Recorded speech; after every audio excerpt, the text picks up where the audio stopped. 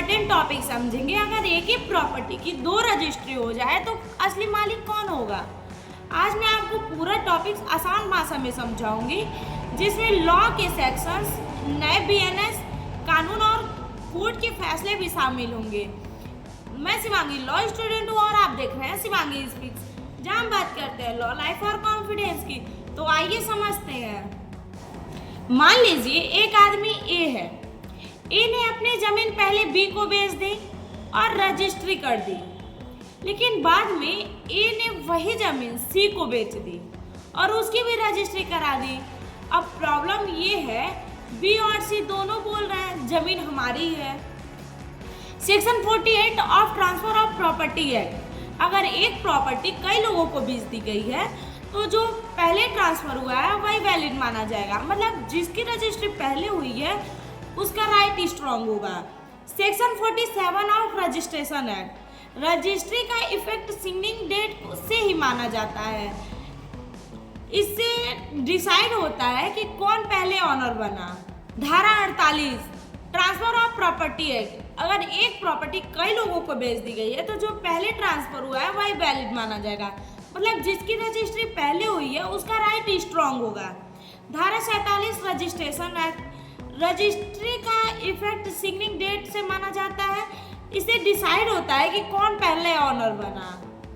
Cheating, धोखा, section 420 IPC, section 318 BNS, एक ही जमीन दो लोगों को बेचना चीटिंग है। Criminal breach of trust, section 406 IPC, section 316 BNS, भरोसा तोड़ना क्राइम। फॉर्जरी, जाली कागज, section 467 IPC, section 468 IPC, section 336 BNS, नकली रजिस्ट्री डॉक्यूमेंट्स बड़ा क्राइम है। दुर्गा प्रसाद वर्सेस दीपचंद, इस केस में सुप्रीम कोर्ट ने कहा कि अगर एक ही प्रॉपर्टी कई लोगों को बेच दी जाती है तो जिसने पहले खरीदा है, फर्स्ट व्यूअर, उसका हक सबसे मजबूत होता है। सिंपल लाइन में समझो, पहली रजिस्ट्री स्ट्रॉन्ग राइट। दूसरा केस है आर के मोहम्मद उबैदुल्ला वर्सेस हाजी अब्दुल वहाब। कोर्ट ने कहा कि अगर दूसरा व्यूअर ईमानदारी से गुड फेयर में प्रॉपर्टी खरीदता है और उसे पहले सेल के बारे में कुछ पता नहीं होता है तो कोर्ट पूरी सिचुएशन को डिटेल्स में जांचेगी। सिंपल लाइन में समझो, हॉनेस्ट व्यूअर का भी प्रोटेक्शन हो सकता है। अब कोर्ट क्या देखती है? कोर्ट इन बातों पर ध्यान देती है, जिसकी रजिस्ट्री पहले हुई, किसके पास कब्जा है, किसने फ्रॉड किया, व्यूअर हॉनेस्ट था या नहीं। फाइनल डिसीजन प्रूफ के आधार पर ही होता है। इम्पॉर्टेंट एडवाइस, प्रॉपर्टी खरीदने से पहले ये जरूर करें, रजिस्ट्री हिस्ट्री चेक करें, खसरा खतौनी वाला सर्टिफिकेट जरूर देखें।